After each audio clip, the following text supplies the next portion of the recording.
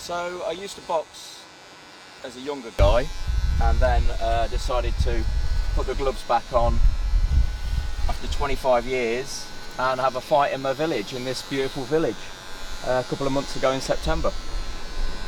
And that was at the leisure centre? Yeah. I arranged for 500 people to be there. We sold the tickets. I matched all the guys up. We had 32 guys fighting. That's 16 bouts of boxing, and it was a fantastic success. The social media on it was absolutely fantastic. We raised £16,000, and yeah, it was a fantastic journey that a lot of the local boys got on and supported. It was something the community, took on board and took to heart. It was fantastic. So was that for a charity? Yeah. Man Down.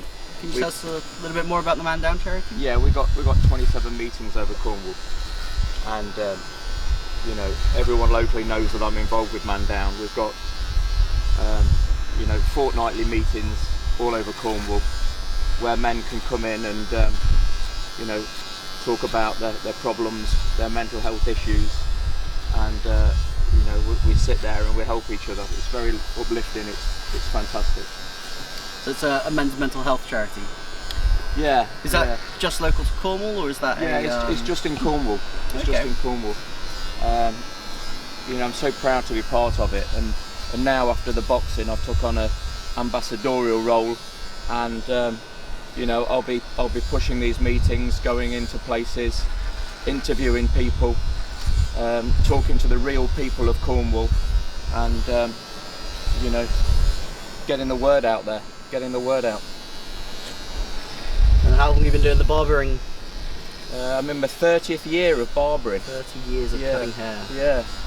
So I've heard a lot of stories, and I'm in good hands. Yeah. It's really cold out here today, but we wanted to do this, and we wanted to have the backdrop of Mevagissey, and we wanted everybody to see the wonderful place we're in. But behind that facade, behind that holiday industry, there's real people with real issues here, and mental health is at the forefront of it. And we're going to go out and we're going to find these people, and we're going to chat to them, and we're going to find the real people of Cornwall and let them have a voice. That's really good. How long have you lived in Mevagissey? Well, I've been living in Cornwall now for 10 years. I was here in the 1980s. I lived in Newquay as a younger guy, and I brought my family down here 10 years ago to have a better life. And it's been a crazy journey for me. The relationship with the children's mother ended 5 years ago, and that was a very challenging time for me. I had to really lift myself up and keep punching, as I tell everyone. And it was a real challenge at sort of 50-year-old to take on board a life on my own and try and sort myself out.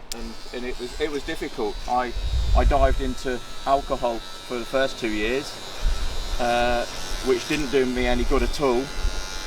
And then I decided to try and lift myself out of that, and I'm 3.5 years sober. That's very good. So, it's great. Not an easy thing to do. No, it's great not to be drinking anymore. It's a completely different life. And you still go out and enjoy yourself, don't you? You don't without a drink. I help a lot of guys out in the community that are struggling with addiction, and I tell them my story and I show them it can be done. You don't have to be drinking alcohol to live And have a good time. Yeah. I mean, I went out at the weekend and had some non-alcoholic drinks, and still had a good time with everybody. I don't need that in my life anymore. That's good. So where are you looking to go to next with the boxing? Yeah, so there's a show on down in Penzance on the 10th of December. We're going to go down there. We're going to interview some of the fighters that fought on my show back in September. We're going to see what they've been up to. Obviously for me, it was as soon as the event finished, it was a massive lull, a massive a massive, you know, sort of, you know, a come down from it really, a massive come down, because after all that organising and, you know, putting on a show that it took me probably 11 months to organise. Wow. You know, and then suddenly there's nothing, you know, just memories of it and you know, bit of fundraising to tie up at the end. So yeah, I just ate for the first month and yeah, struggled with motivation. I've seen on your Facebook you're trying to bulk up a bit, aren't you? Yeah, I went down to literally below 10 stone, so I'm about 10 and a half, 11 stone now.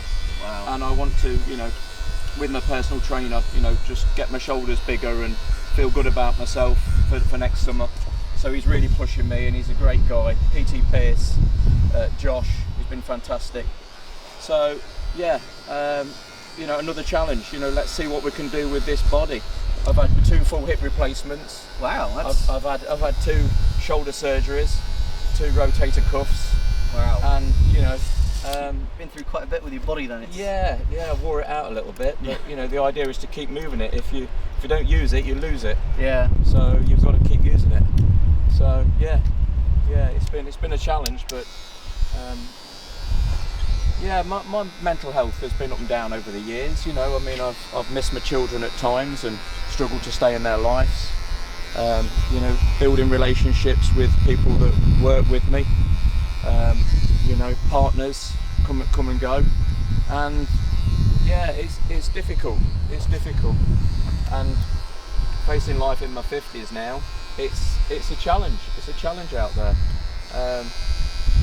But we're gonna keep going on this journey, and we're gonna see where it takes us. You know, I was contemplating leaving Cornwall. Wow. At one time, and you know, it's not worked out that way, and thank goodness it hasn't, because you know, place to be. This is where I love, and my heart's here. You know, I keep a boat in the harbour in the summer. My children live here. This is the dream I had for my children, moving away from Leicester. Yeah, I'm still here, and I run down the harbour every morning. I run along this wall, and I do some motivational videos to lift people and lift myself, and I find by doing that I'm accountable, and I keep myself moving forward. That's it, being accountable to others as well helps move you forward, doesn't it? Yeah, it does. It does. Yeah, sometimes it's good to come off the social media, but it works for me. I'm very transparent in what I do. If I wasn't that way, then the boxing show wouldn't have been as successful as it was. No, it was very. I use that very tool good. I use that tool to make it work, and yeah, I pulled it off. There were some challenges along the way, and then you know, to get the compliance through at the last minute, to organise all the fighters to be there, all the doctors, yeah. Everything else. It was a big challenge. So, but we did it. We did it, and it was quite something. It was, and you didn't just organise it; you fought in it as well. Yeah. So yeah, I lost 3 stone altogether, and I got my weight down and got my body right. I jumped in the ring with a kid 20 years younger than me, and he caught me with 2 right hands. He caught me in sparring a little bit.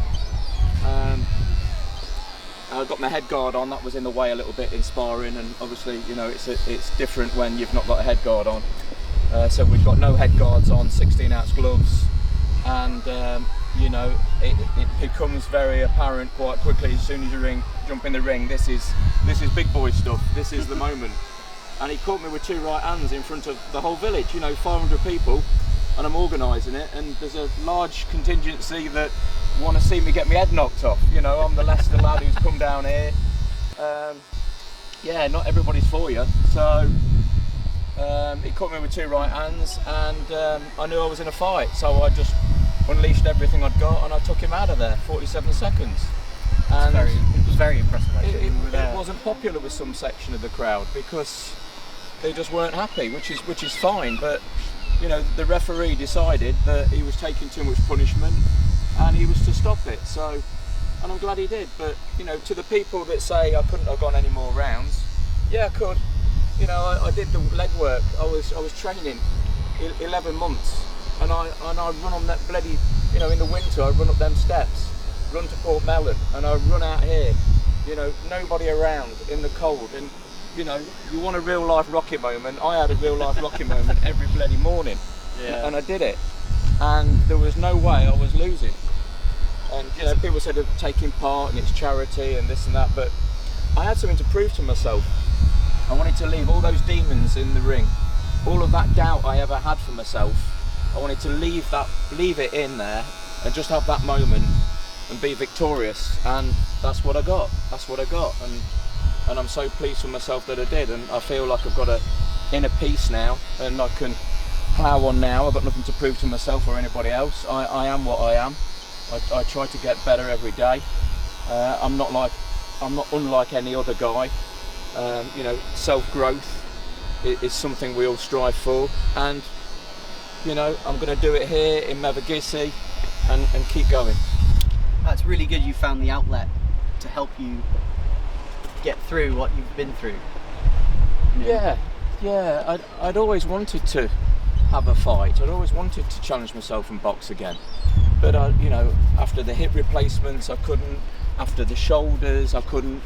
And you know, I just thought, I'm running out of time. You know, in your 50s, to try and get back in the boxing ring. It's, you know, you're running out of time. So it just all come together right after COVID, and it was fantastic. I can't believe it's actually over now.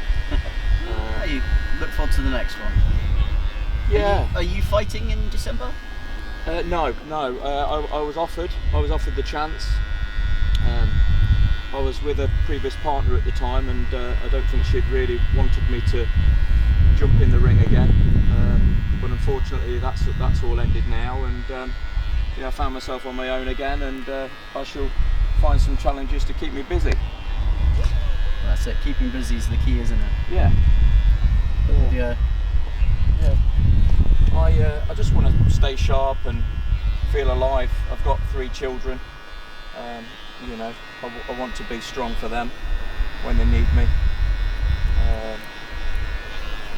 Yeah, life is a roller coaster, baby. It really is. Yeah.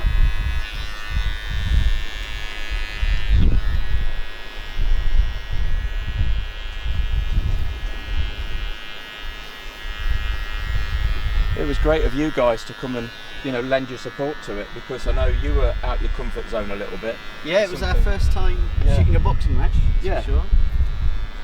Yeah. Still got lots of video to go through.